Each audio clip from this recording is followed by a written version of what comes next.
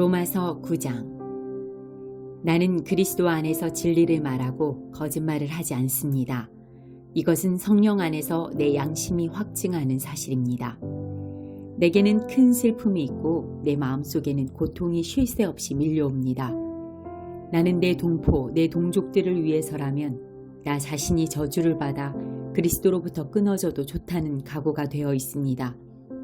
그들은 이스라엘 백성으로서 하나님의 아들이라는 신분을 얻었습니다. 그들에게는 하나님의 영광이 있고 하나님과 맺은 언약이 있고 율법과 성전 예배와 약속들이 있습니다. 족장들이 그들의 조상들이며 그들의 혈통에서 그리스도께서 나셨습니다. 그리스도는 만물 위에 계시는 하나님이시며 영원토록 찬양을 받으실 하나님이십니다. 아멘. 하나님께서 그들에게 하신 약속이 실패로 돌아갔다는 것이 아닙니다. 이스라엘에게서 태어난 사람이라고 해서 다 이스라엘 백성인 것은 아닙니다. 아브라함의 자손이라고 해서 다 아브라함의 자녀인 것은 아닙니다. 하나님께서는 이삭에게서 난 자라야 내 자손이라 부르리라고 말씀하셨습니다. 다시 말해서 자연적인 출생에 의해 태어난 아브라함의 자손이 하나님의 자녀가 되는 것이 아니라 약속의 자녀라야만 아브라함의 자손으로 여김을 받게 된다는 말입니다. 하나님께서 아브라함에게 하신 약속은 이러합니다. 정한 때가 되어 내가 다시 오리니 사라가 아들을 낳을 것이다. 그뿐만이 아닙니다. 리브가가 우리 조상 이삭 한 사람에게서 아이를 임신했을 때에도 그랬습니다. 두 아들이 태어나기도 전에 그리고 그들이 무슨 선이나 악을 행하기도 전에 하나님께서는 선택하시는 목적을 굳게 세우기 위해 리브가에게 다음과 같이 말씀하셨습니다. 형이 동생을 섬길 것이다. 이렇게 말씀하신 것은 하나님의 선택이 사람의 행위가 아니라 불러주시는 분의 뜻에 달려있다는 것을 보여주기 위해서입니다. 이것은 내가 야곱을 사랑하고 에서는 미워했다라고 기록된 대로입니다. 그렇다면 우리가 무엇이라고 말할 수 있겠습니까? 하나님이 공정하지 못하시다고 말할 수 있겠습니까? 그럴 수 없습니다. 하나님께서 모세에게 내가 자비를 베풀고자 하는 사람에게 자비를 베풀고 불쌍히 여기고자 하는 사람을 불쌍히 여기겠다라고 말씀하셨습니다.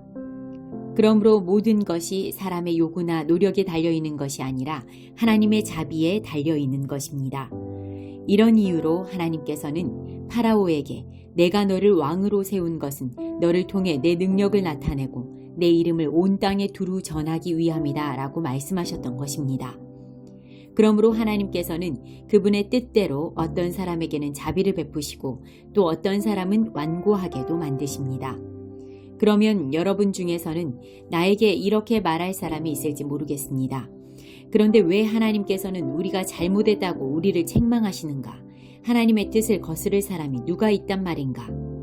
그러나 사람이 무엇이기에 감히 하나님께 말대꾸한단 말입니까? 토기 그릇이 자기를 만든 사람에게 나를 왜 이렇게 만들었소? 라고 말할 수 있습니까? 토기 그릇을 만드는 사람이 똑같은 진흙으로 귀하게 사용할 그릇과 천하게 사용할 그릇을 만들 권한이 없단 말입니까? 하나님께서 진노를 나타내시고 그분의 능력을 사람들에게 알리시기를 원하셨으면서도 멸망받기로 되어 있는 진노의 그릇들을 인내로써 참아주셨다면 어쩌겠습니까? 또한 하나님께서 그렇게 하신 것이 영광에 들어가도록 미리 준비하신 자비의 그릇들에게 그분의 풍성한 영광을 알게 하기 위해서였다면 어쩌겠습니까? 하나님께서 부르신 자비의 그릇이 바로 우리들입니다. 유대인 중에서만 부르신 것이 아니라 이방인들 중에서도 부르셨습니다. 호세아의 글에도 이런 말씀이 있습니다. 내 백성이 아니라고 말했던 사람을 내 백성이라 부르겠고 내가 사랑하지 않았던 사람을 사랑하겠다. 그리고 이런 말씀도 있습니다. 너희는 내 백성이 아니라고 그들에게 말한 그곳에서 그들은 살아계신 하나님의 아들이라고 불리게 될 것이다. 또한 이사야는 이스라엘에 관해 이렇게 외쳤습니다. 이스라엘 자손들의 수가 바닷가의 모래처럼 많을지라도 남은 자만 구원을 얻을 것이다. 주님께서 약속하신 말씀을 이 땅에서 신속하고 철저하게 이루실 것이다. 또 일찍이 이사야가 이렇게 예언한 것과 같습니다. 만군의 주님께서 우리에게 후손을 남겨두지 않으셨다면 우리는 소돔처럼 되고 고모라처럼 되었을 것이다. 이러한 사실에 대해 우리가 뭐라고 말하겠습니까? 의를 추구하지 않았던 이방인들이 믿음에서 나오는 의를 얻었습니다. 그러나 이스라엘은 의의 율법을 추구했지만 그것을 얻지 못했습니다. 왜 얻지 못했을까요? 그것은 그들이 믿음에서 나오는 의를 추구한 것이 아니라 그 의가 마치 행위에서 나오는 것으로 생각하고 의를 추구했기 때문입니다. 그래서 그들은 걸림돌에 걸려 넘어지고 말았습니다.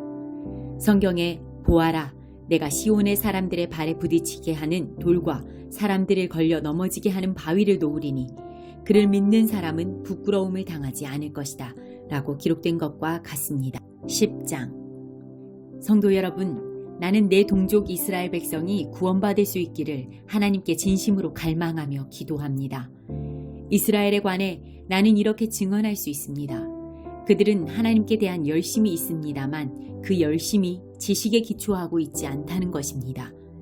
그들은 하나님께서 주시는 의를 알지 못하고 자신의 의를 세우려고 노력하였기 때문에 하나님께서 주시는 의에 복종하지 않았습니다. 그리스도께서는 모든 믿는 자에게 의가 있도록 하기 위해서 율법의 마침이 되셨습니다. 모세는 율법으로 얻게 되는 의에 관하여 율법을 행하는 사람은 율법으로 말미암아 살 것이다 라고 기록했습니다. 그러나 믿음으로 얻은 의는 이렇게 말합니다. 너는 마음속으로 누가 하늘에 올라갔나 말인가 라고 말하지 마라. 이 말은 그리스도를 땅으로 모셔 내려오겠다라는 뜻입니다. 또는 누가 땅 아래로 내려간단 말인가 라고 말하지 마라. 이 말은 그리스도를 죽은 사람들로부터 모셔 올리겠다는 뜻입니다. 성경이 무엇이라고 말합니까? 말씀이 네게 가까이 있으니 너의 입에 있고 너의 마음에 있다. 이것이 바로 우리가 선포하는 믿음의 말씀입니다. 여러분이 만일 여러분의 입으로 예수님은 주님이시다 라고 고백하고 또 마음으로 하나님께서 그리스도를 죽은 자들 가운데서 다시 살리신 것을 믿으면 여러분은 구원을 얻을 것입니다. 여러분은 마음으로 믿어 의롭다함을 얻으며 입으로 고백하여 구원을 얻습니다. 성경은 이렇게 말합니다. 그를 믿는 자는 누구나 부끄러움을 당하지 않을 것이다. 유대인이나 그리스인이나 차별이 없습니다. 동일한 주님께서 모든 사람의 주님이 되시며 그를 부르는 모든 사람에게 풍성한 복을 주십니다. 그것은 누구든지 주님의 이름을 부르는 자는 구원을 얻을 것이기 때문입니다. 그러면 그들이 믿지 않는 분을 어떻게 부를 수 있겠습니까? 또 그들이 들은 적이 없는 분을 어떻게 믿을 수 있겠습니까? 그들에게 선포해주는 사람이 없는데 어떻게 그들이 들을 수 있겠습니까? 그들이 보냄을 받지 않았다면 어떻게 선포할 수 있겠습니까? 좋은 소식을 전하는 사람들의 발이 얼마나 아름다운가 라고 기록된 말씀처럼 말입니다.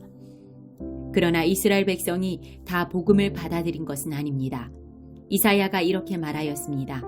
주님, 우리가 전한 것을 누가 믿었습니까? 따라서 믿음은 말씀을 듣는 것에서 얻게 되고 말씀 듣는 것은 그리스도의 말씀을 통해서 얻게 됩니다. 그러면 내가 묻겠습니다. 이스라엘 백성들이 복음을 들어본 적이 없단 말입니까? 아닙니다. 그들은 분명히 들었습니다. 그들의 소리가 온 땅에 퍼졌고 그들의 말이 땅끝까지 이르렀다라고 성경에 기록되어 있습니다. 내가 다시 묻겠습니다. 이스라엘 백성이 알아듣지 못했습니까? 그렇지 않습니다. 먼저 모세가 한 말을 들어봅시다. 내가 내 백성이 아닌 사람으로 너희를 시기하게 만들겠고 깨달음이 둔한 백성으로 너희를 화나게 하겠다. 또 이사야는 담대하게 이렇게 말했습니다.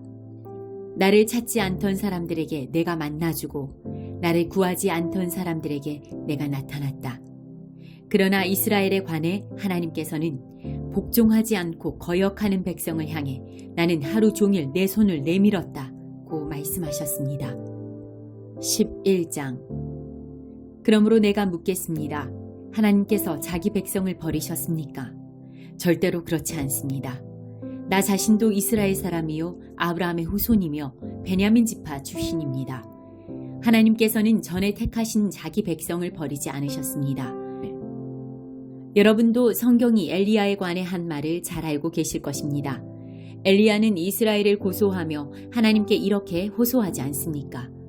주님, 그들이 주님의 예언자들을 죽이고 주님의 제단들을 헐어버렸습니다. 이제 저 혼자만 남아있는데 그들은 저마저 죽이려 하고 있습니다. 그런데 하나님께서 엘리야에게 무엇이라고 대답하셨습니까? 하나님께서는 내가 바알에게 무릎을 꿇지 않은 사람 7,000명을 나를 위해 남겨두었다고 말씀하셨습니다. 지금도 마찬가지입니다. 지금도 하나님의 은혜로 택함을 받은 남은 자들이 있습니다. 은혜로 하신 것이라면 그것은 행위에 의한 것이 아닙니다. 행위에 의한 것이라면 은혜는 더 이상 은혜가 되지 못할 것입니다. 그러면 무엇입니까? 이스라엘이 간절히 바라던 것을 이스라엘은 얻지 못하고 택함을 받은 자들이 얻었습니다. 반면 나머지 사람들은 마음이 완악해졌습니다. 성경에도 이렇게 기록되어 있습니다. 하나님께서 그들에게 혼미한 영을 주셔서 오는 날까지 눈이 있어도 보지 못하고 귀가 있어도 듣지 못한다. 다윗은 이렇게 말했습니다. 그들의 잔치상이 그들에게 덫과 올무가 되게 하시고 그들이 걸려 넘어져 멸망받게 하소서. 그들의 눈은 흐려 보지 못하게 하시고 그들의 등은 영원토록 굽어있게 하소서. 그러므로 내가 다시 묻습니다. 이스라엘이 걸려 넘어져 완전히 망하고 말았습니까? 결코 그렇지 않습니다. 오히려 그들의 죄 때문에 구원이 이방인들에게 이르게 되었고 이스라엘은 이방인들을 보고 시기하게 되었습니다. 이스라엘의 범죄가 세상에 풍성한 복을 가져다 주었고 이스라엘의 실패가 이방인들에게 풍성한 복을 가져다 주었다면 이스라엘 전체가 하나님 앞에 돌아올 때 그 풍성함은 얼마나 더하겠습니까? 이제 이방인 여러분들에게 말하겠습니다. 나는 이방인의 사도로서 내가 맡은 직분에 대해 영광스럽게 생각하고 있습니다. 다만 바라는 것은 내 동족에게 시기심을 일으켜 그들 중에 몇 명만이라도 더 구원하고 싶은 것입니다. 내 동족 이스라엘이 하나님께 버림을 받게 되어 세상이 하나님과 화목하게 되었다면 이스라엘이 하나님께 받아들여지는 것은 죽은 자들 가운데서 다시 살아나는 것이 아니면 무엇이겠습니까?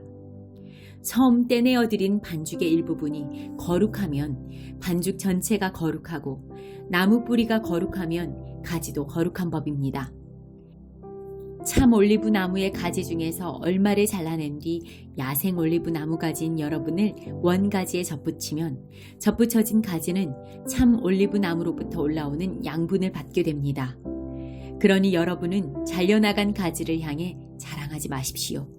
자랑하더라도 명심할 것이 있습니다. 여러분이 뿌리를 지탱하는 것이 아니라 뿌리가 여러분을 지탱한다는 사실입니다. 여러분은 이렇게 말할 수도 있을 것입니다. 나를 접붙이기 위해 가지들이 잘려나갔다 라고 말입니다. 이것은 100번 지당한 말입니다. 그 가지들은 믿지 않았기 때문에 잘려나갔고 반대로 여러분은 믿었기 때문에 나무에 붙어 있습니다. 그러니 자만하지 말고 오히려 두려워하십시오. 하나님께서 원래 나무에 붙어 있던 가지들도 아끼지 않으셨다면 여러분도 아끼지 않으실 것입니다. 그러므로 하나님의 인자하심과 엄격하심을 깊이 생각하십시오. 넘어진 사람들에게는 하나님의 엄격하심을, 여러분에게는 하나님의 인자하심을 보이셨습니다. 여러분이 계속해서 하나님의 인자하심에 머물러 있으면 하나님께서도 인자함을 베푸실 것입니다. 만일 하나님의 인자하심에 계속 머물러 있지 않으면 여러분도 잘리게 될 것입니다. 그리고 잘려나간 가지가 다시 믿게 되면 그들도 다시 접붙임을 받게 될 것입니다. 왜냐하면 하나님께서는 그들을 다시 접붙이실 능력이 있기 때문입니다. 여러분은 본래 붙어있던 야생 올리브 나무에서 잘려 여러분이 속한 종자와는 다른 좋은 올리브 나무에 접붙여진 가지입니다. 그렇다면 원래 좋은 올리브 가지였던 유대인들이 원래 그들이 붙어있던 좋은 올리브 나무에 접붙여지는 것은 얼마나 쉬운 일이겠습니까? 형제 여러분, 나는 여러분이 스스로 똑똑하다고 생각하는 일이 없도록 하기 위해 이 비밀에 대해 알기를 원합니다. 비밀의 내용은 이렇습니다. 이방인의 충만한 수가 하나님께 돌아오기까지 이스라엘 중에 얼마는 완악한 채로 있게 된다는 사실입니다. 그리하여 온 이스라엘이 구원을 얻을 것입니다. 성경에 이렇게 기록되어 있습니다. 구원자가 시온에서 나와 야곱의 자손에게서 경건하지 못한 것을 제거할 것이다. 이것은 내가 그들의 죄를 없앨 때 그들과 맺을 내 언약이다. 복음의 관점에서 볼 때 이스라엘은 여러분들 때문에 하나님의 원수가 되었습니다. 그러나 선택의 관점에서 볼 때 그들은 조상들 때문에 하나님의 사랑을 입은 사람들입니다. 하나님께서는 선물을 주시고 부르신 후에 무르는 법이 없습니다. 전에 하나님께 불순종하던 여러분이 이제 이스라엘이 불순종한 것 때문에 자비를 얻게 되었듯이 현재 이스라엘이 불순종하는 것은 여러분에게 내린 하나님의 자비하심을 그들도 받기 위해서입니다. 하나님께서는 모든 사람들에게 자비를 베푸시기 위해 모든 사람을 불순종하는 데에 가두어 두셨습니다. 오, 하나님의 지혜와 지식의 부요함은 참으로 깊습니다. 하나님의 판단은 헤아릴 수 없으며 그분의 길은 아무도 찾을 수가 없습니다. 누가 주님의 마음을 알았으며 누가 그분의 의논 상대자가 되었습니까? 누가 먼저 하나님께 무엇을 드려서 하나님의 답례를 받는단 말입니까?